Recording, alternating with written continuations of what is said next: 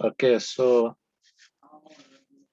coming from the background of what we looked at last time, we now shift to another topic. So we're going to be looking at cells. We're going to be talking about cells. We're going to look at the structure, the cell structure, as well as the functions. So the cell structure as well as the functions. So today we're going to begin with what are called prokaryotic cells. So today we'll look at the prokaryotic cells. Then the next time that we meet, probably on Saturday evening, we're going to look at the eukaryotic cells. So they are going to look at prokaryotic cells. So now when you look at the cell, I'm sure we've heard about cells before. What is a cell?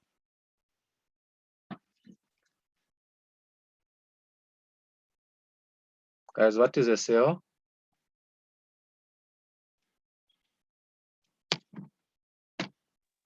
So, Yes. it's a basic unit of living organisms. Okay, thank you. Any other definition? Anyone with another definition?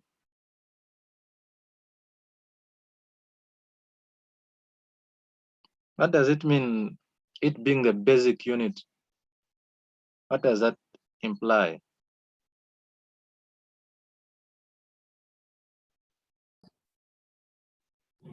Guys, what does it imply when we say it's a basic unit? Just to try some. Yes, go on. It means it's what makes up the living organism. What makes up the living organism? Okay, thank you. Any other? Someone wanted to speak? You can go ahead.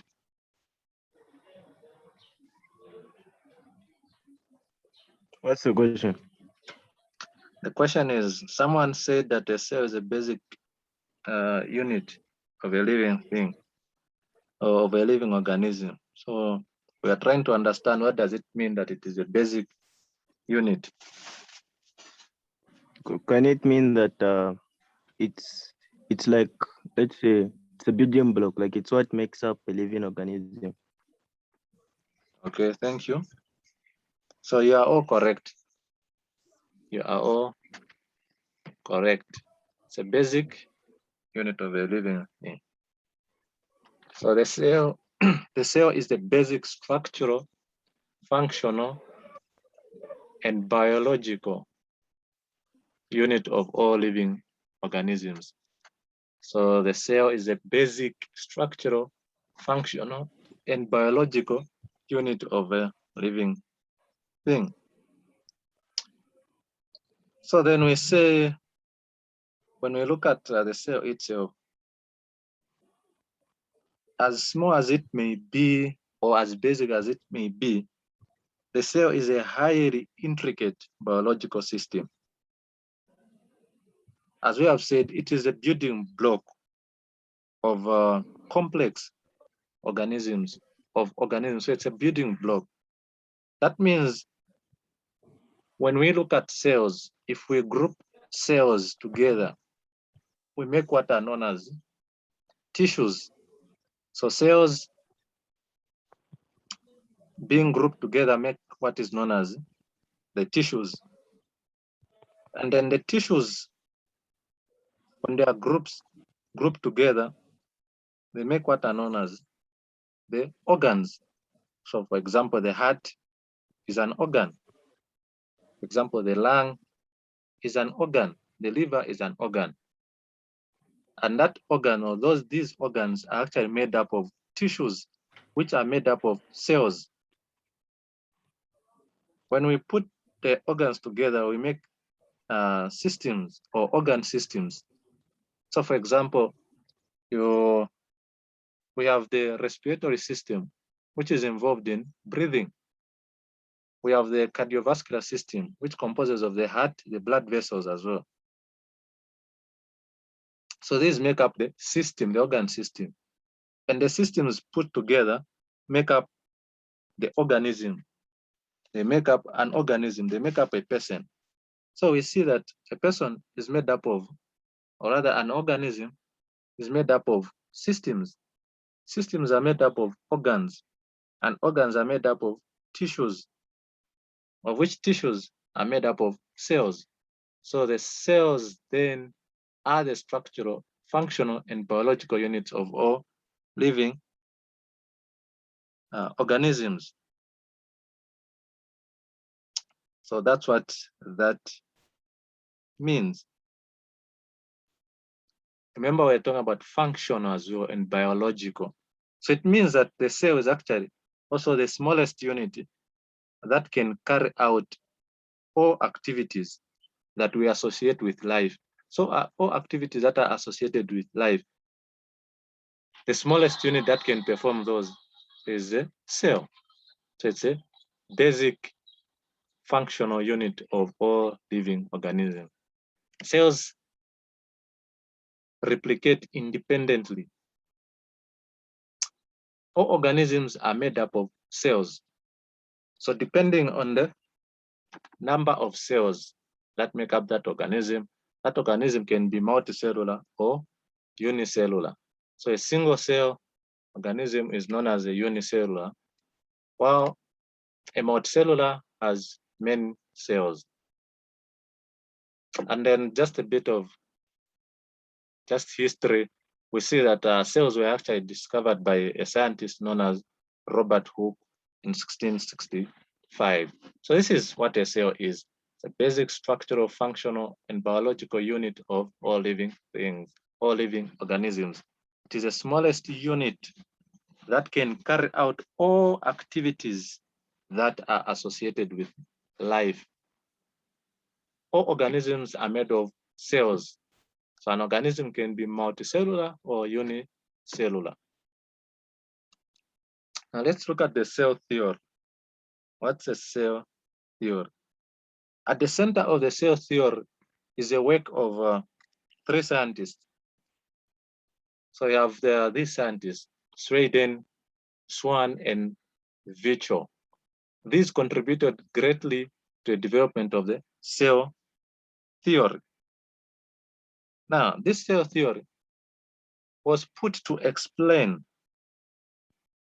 The cell theory was proposed so that there could be an explanation to the observation that actually all organisms are composed of cells. Why is it that all organisms are composed of cells? These scientists came up with this theory in order that this can be explained. So we find that according to this theory, all organisms are actually composed of one or more cells. And the life processes of metabolism, remember in our previous class, we actually talked about metabolism in the preamble to the lesson on enzymes. So the life processes of metabolism and heredity occur within these cells. So we are saying that information actually can be passed from generation to generation, heredity, according to this theory. Then cells are the smallest living things, the basic units of organization of all organisms, as we have explained about this. And then the other principle is that cells arise only by the division of previously existing cells. So cells arise from other pre-existing cells. This is what the cell theory is about. Now, what are the types of cells? What type of cells have we had, guys? Yeah, we have heard about unicellular, multicellular cells from your explanation, sir. Okay. Nathan,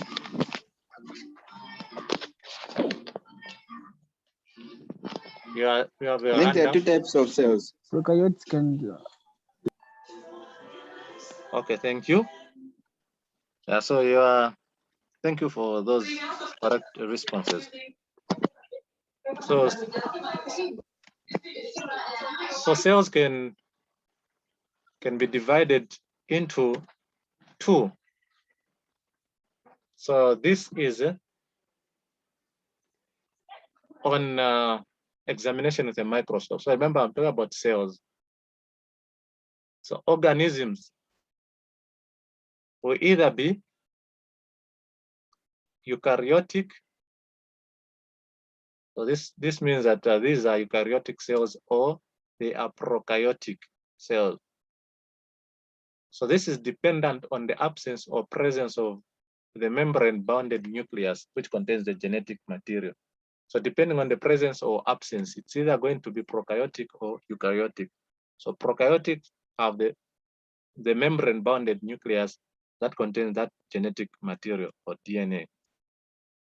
On the other hand, prokaryotes have, or rather do not have, a membrane-bounded nucleus. They do not have a membrane-bounded nucleus.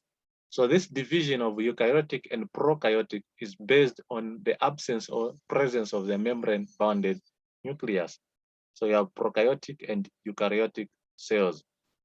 And of interest today, we're actually going to look at the prokaryotic cells. So when we look at prokaryotic cells, these are the prokaryotes, the organism prokaryotes are the simplest organisms. They are single-celled organisms. They lack a nucleus and membrane-bound organelles. So they have a primitive cellular organization, in other words. So now, having already mentioned that they lack they lack a nucleus, the prokaryotic cells also do not have an internal membrane system or numerous membrane-bound organelles. So they have a primitive cellular organization. Then prokaryotic cells are actually small. Cells range in size from 0.1 to 5.0 micrometers in general. And then they contain circular DNA.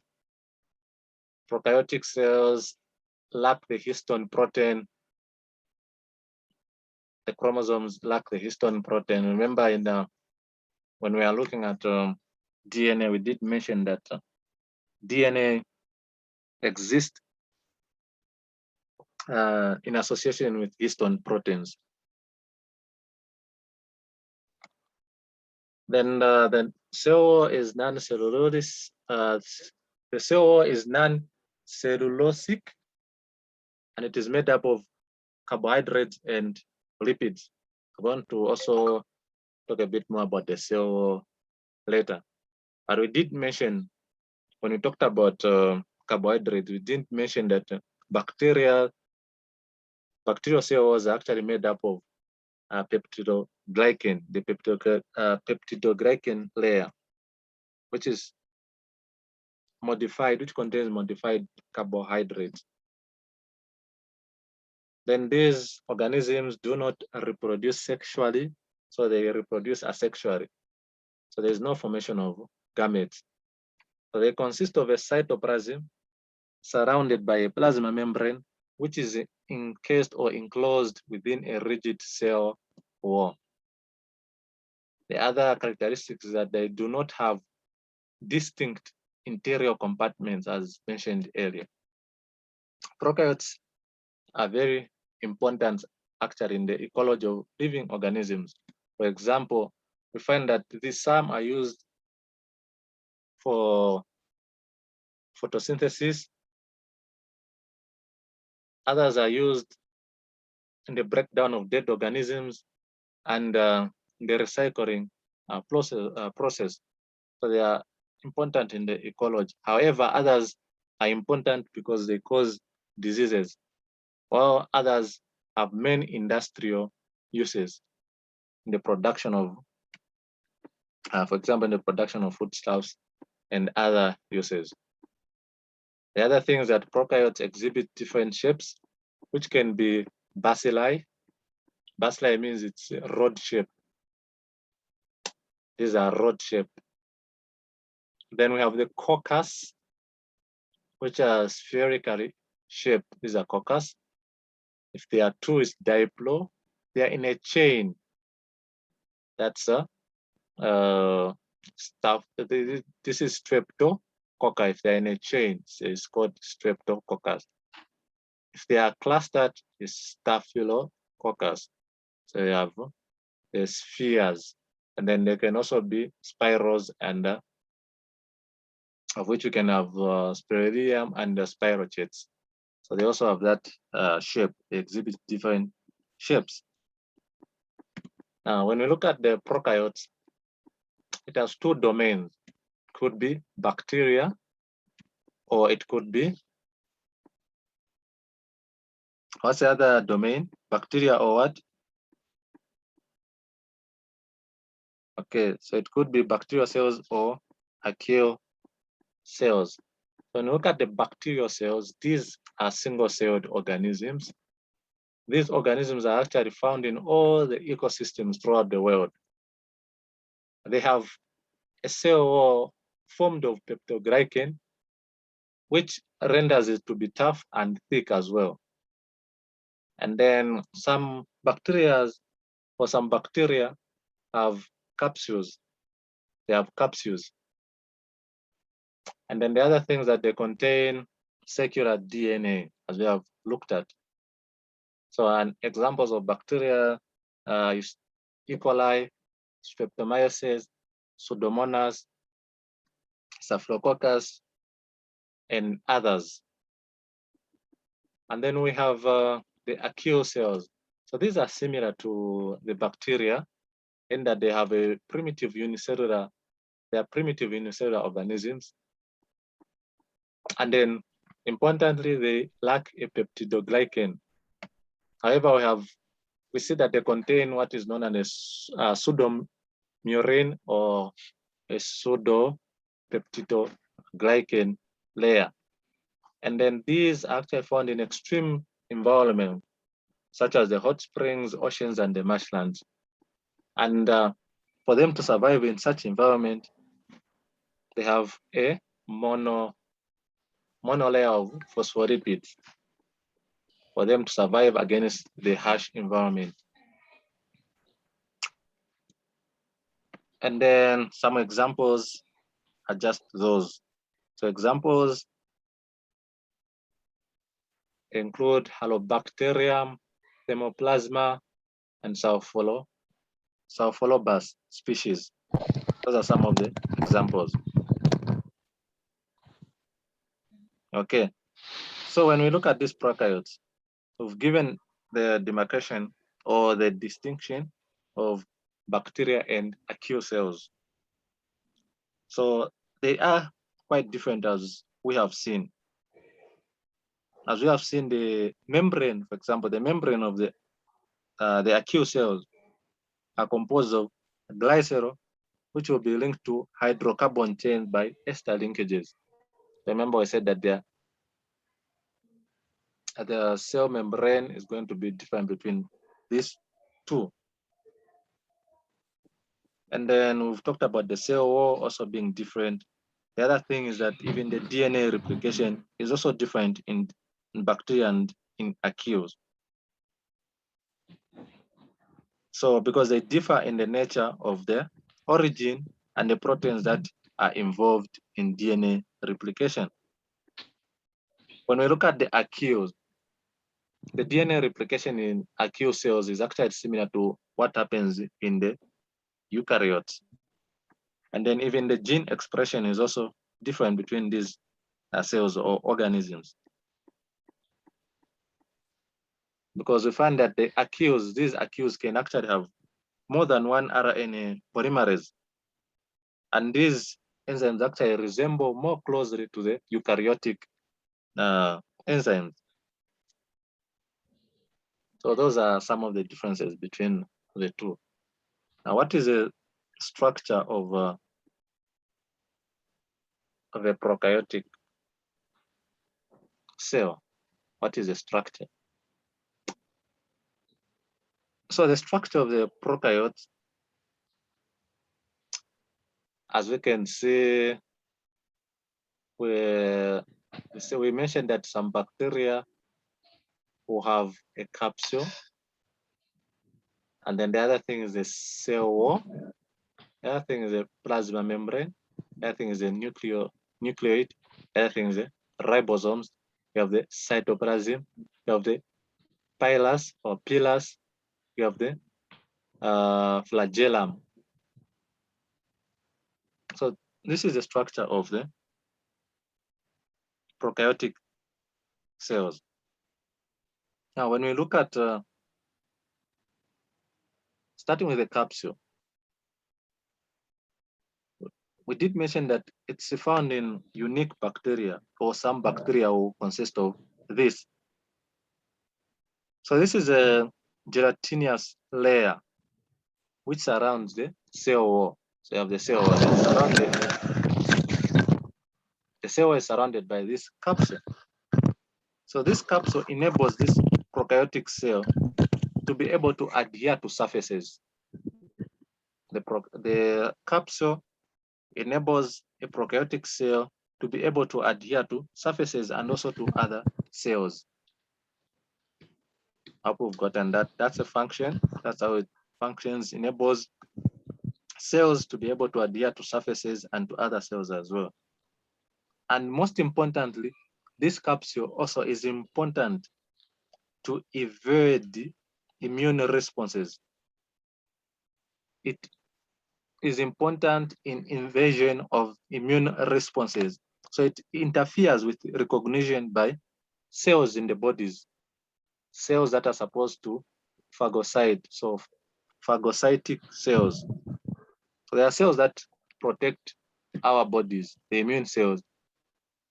But we find that this capsule is important to the prokaryotes in that it is going to be used in the invasion of the immune cells. So it's a very important component. Hence, we see that this capsule is actually important in that it contributes to the ability of a bacteria to cause disease, contributes to the bacteria being able to cause disease. This is a capsule. What have we said about the capsule? What have we heard, guys? The capsule. Its ability to evade from immunic cells. Okay. Like it can shield itself from cells such as the white blood cells. Okay, thank you. Yes, that's important. It's very important. Remember, I mentioned that the capsule helps a prokaryotic cell to be able to adhere to surfaces and also to be able to adhere to other cells. And then, most importantly, I mentioned that the capsule enables the bacteria to be able to evade an immune response. So it interferes with the function of the white blood cells.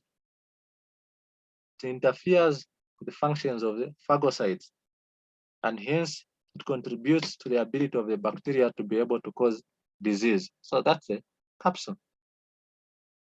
The other thing that we have is the cell wall. Cell wall. Is the cell wall important? What do you think the cell wall is important?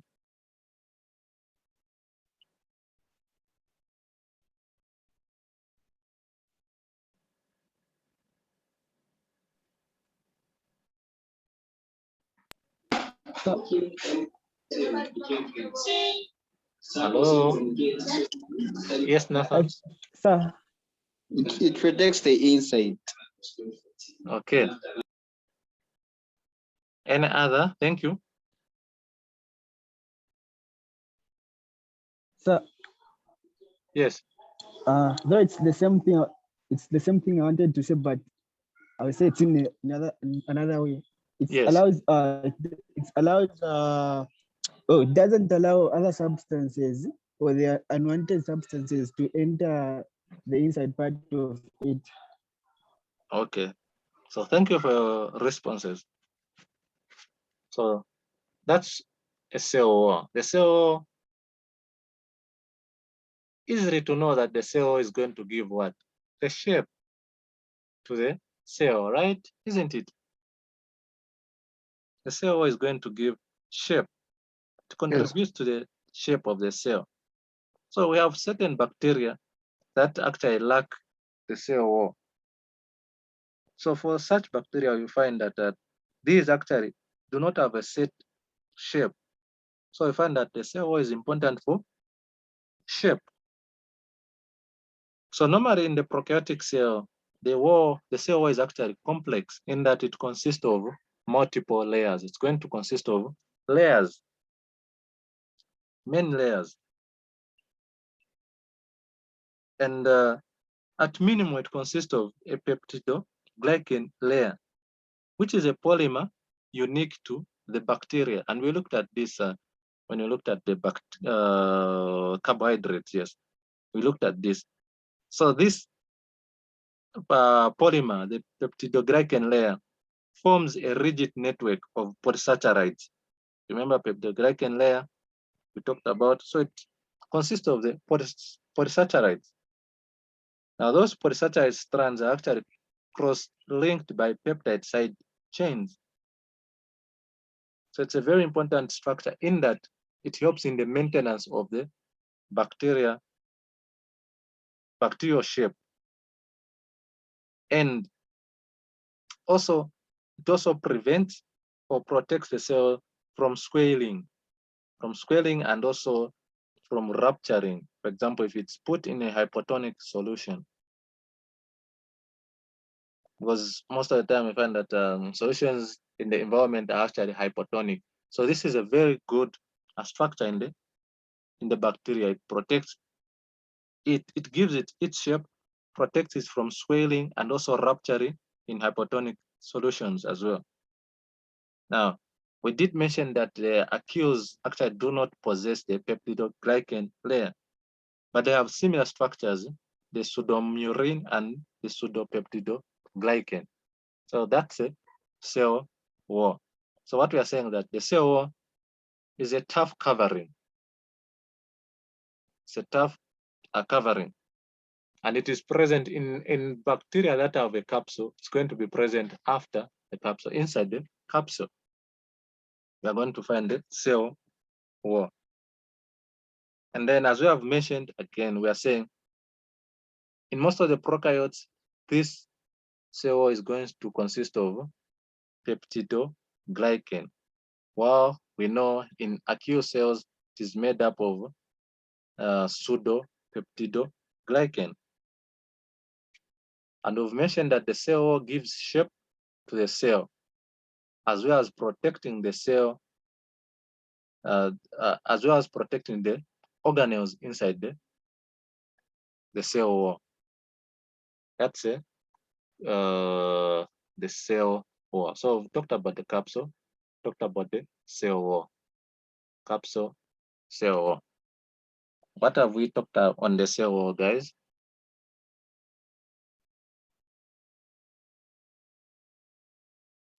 It gives shape to the bacteria and also protects organelles inside the cell. Okay.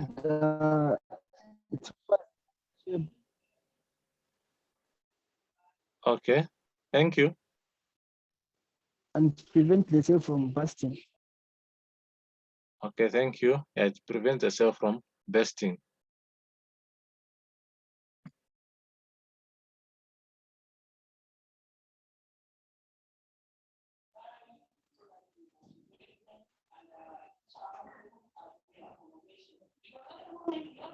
Okay, after the cell wall, we have the cell membrane. We have the cell membrane.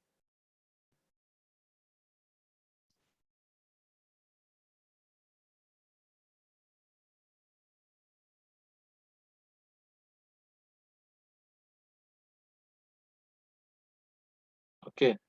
Can we just mute the video?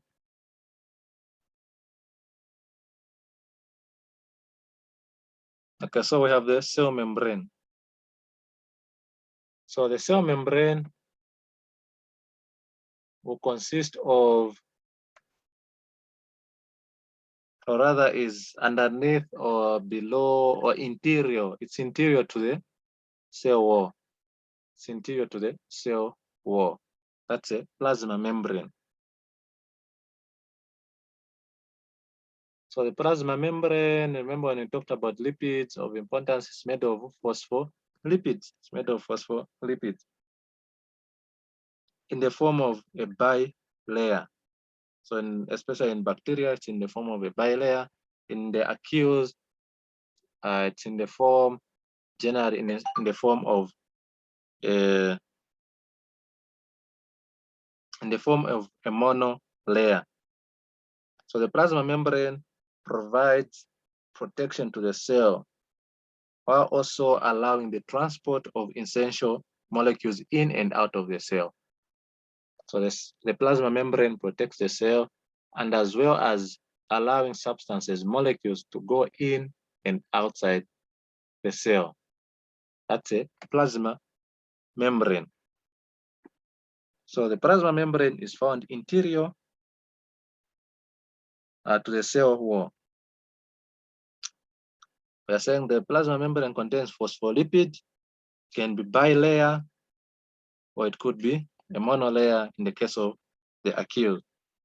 Then we are saying the plasma membrane is important because it provides protection to the cell, and also it allows the movement or transport of essential molecules, essential ions in and out of the cell. That's a cell wall, the cell membrane rather, cell membrane. And then we have the cytoplasm. The cytoplasm. So look at the cytoplasm, it's actually the entire space. So interior to the cell membrane is the cytoplasm, which is the entire space.